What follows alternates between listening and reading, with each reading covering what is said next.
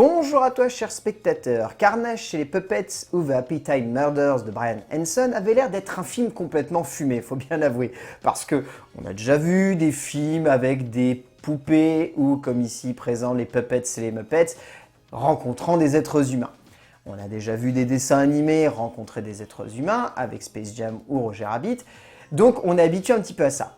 Ce dont on n'est pas forcément habitué et qui pourtant est peut-être l'un des trucs les plus fun du monde, c'est de voir ce genre de film, donc mélangeant de l'univers vraiment fictionnel avec de la réalité, être pour les adultes.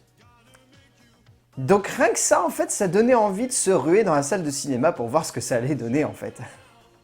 Le résumé pour faire simple, Phil est un puppet, et dans le Los Angeles où il se trouve, les humains et les puppets ont du mal à cohabiter les uns avec les autres. Devenu détective privé après une bavure en service dans la police, il va se retrouver au beau milieu d'une affaire de meurtre de puppets, mêlée à une série télé dans laquelle jouait son frère. Alors honnêtement, c'est con, c'est débile, c'est régressif, c'est fumé, c'est drogué, c'est tout ce que vous voulez, mais on prend un pied monumental de voir ce genre de film. C'est vraiment, vraiment drôle. C'est vraiment, mais dans ce que l'aspect enfantin peut avoir de plus pervers, mais c'est fait avec une telle envie, une telle passion du genre, qu'on ne peut que adhérer à ça. On va trouver et voir les défauts, mais à 10 km, on est capable de les citer, comme c'est pas permis, je vais vous les citer, mais ça ne servira à rien, parce que derrière, on se marre devant ce genre de film. On trouve ça drôle, on trouve ça pété, on trouve ça débile, on trouve ça régressif. On adore mettre son cerveau mais complètement de côté et se dire « c'est vraiment con, il est mec de cul, il fait caca, et puis il tue des meupets, ils prennent de la drogue et tout. » Mais on kiffe ça. Et à partir de ce moment-là, je peux pas en vouloir à ce film d'être vraiment débile et régressif. Faut être sacrément fumé pour avoir ce genre d'idée pour le grand écran. Mettre des poupées de chiffon et de coton en scène aux côtés d'êtres humains. Mais c'est tout aussi fumé que ceux qui décident de faire un match de basketball entre des Looney Tunes, des extraterrestres et Michael Jordan finalement. Brian Henson, fils de Jim Henson et co-auteur des derniers films sur les Muppets, a donc fumé un énorme pétard et s'est dit qu'une comédie policière au milieu des poupées ferait un joli délire. Et on ne peut qu'approuver après le visionnage d'un putain de délire qui fonctionne aussi bien qu'il est con, mais honnêtement, on s'attendait pas à grand chose de plus que ce que l'on a devant les yeux, et cela nous suffit largement. En termes d'écriture, donc Todd Berger, qui est à la base des Muppets et des Puppets, nous offre là un bon délire, pour la simple et bonne raison que, en tant que cinéphile, j'y ai vu des hommages, mais à tire-larigot.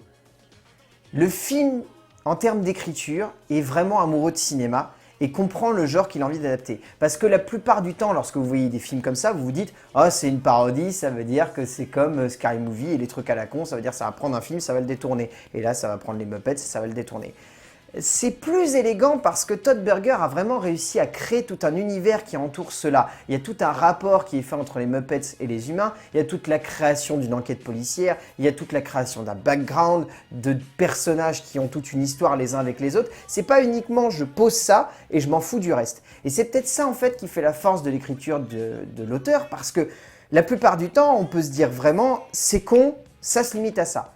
Là, il y a vraiment, au-delà d'un amour des personnages, une envie de créer quelque chose derrière eux.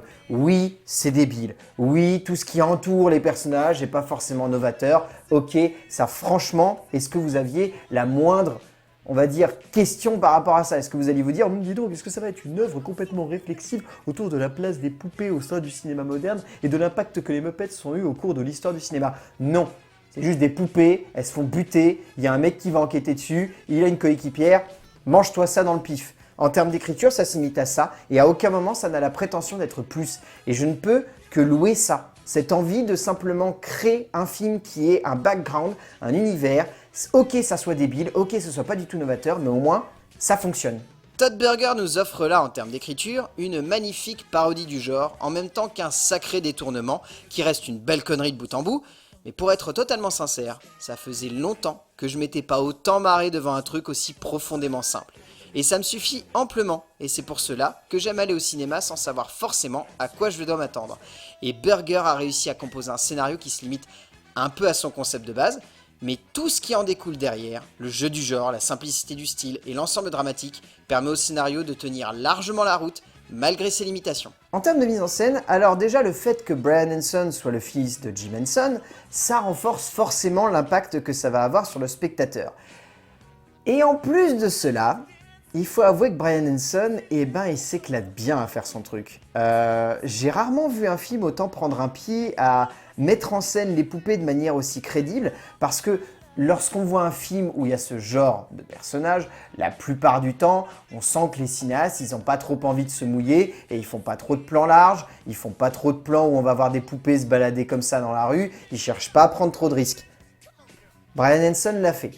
Il y a des plans où il y a vraiment tout un travail de mise en scène, tout un travail de composition du cadre, tout un jeu avec les poupées. Il y a cette envie de faire en sorte que le spectateur devant ce long métrage-là, il se dise pas simplement « Ah, c'est une enquête policière avec des poupées ». Ils se disent « Ah, c'est un film policier où les poupées, elles bougent et tout, et où il se passe des choses. » Et où du coup, ça rend le truc crédible au sein de l'univers. Où on se dit « Ok, ouais, c'est des poupées, d'accord, je sais, c'est vraiment débile et c'est pas du tout crédible. » Mais la crédibilité vient du fait que Henson y croit tellement que du coup, ça marche. Et en plus, au-delà de ça, il s'amuse avec l'humour, il s'amuse avec le décalage des situations, avec la place des poupées, avec la place des genres au sein de ça, avec toutes les parodies, les références, les plagiats même par moments, mais c'est pas du tout caché. Il y a notamment un plagiat de Basic Instinct qui est à mourir de rire dans ce film. Mais il y a tous ces petits jeux-là qui montrent une envie simplement de partager avec le spectateur un pur moment de cinéma jouissif et fun.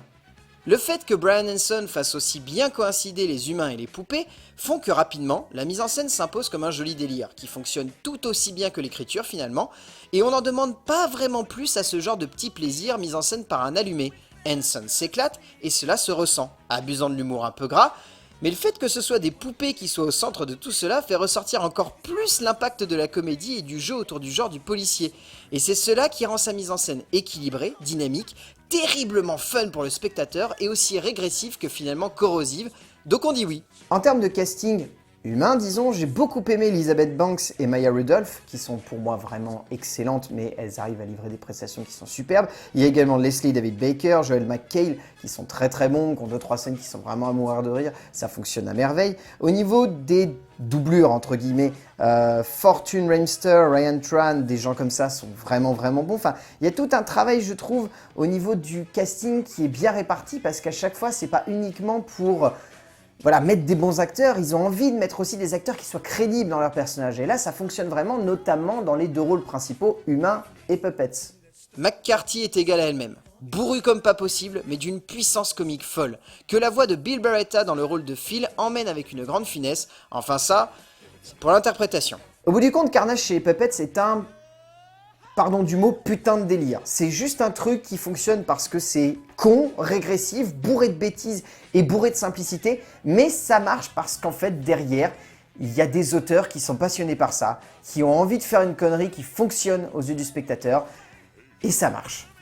Ça marche vraiment, c'est un délire, c'est un truc qui ne va pas fonctionner pour beaucoup de personnes parce que beaucoup de gens vont trouver ça vraiment beaucoup trop régressif, mais moi je trouve ça marche. Je me suis tapé une putain de barre devant et j'ai qu'une chose à vous dire, Carnage chez les Puppets de Brian Henson, allez le voir.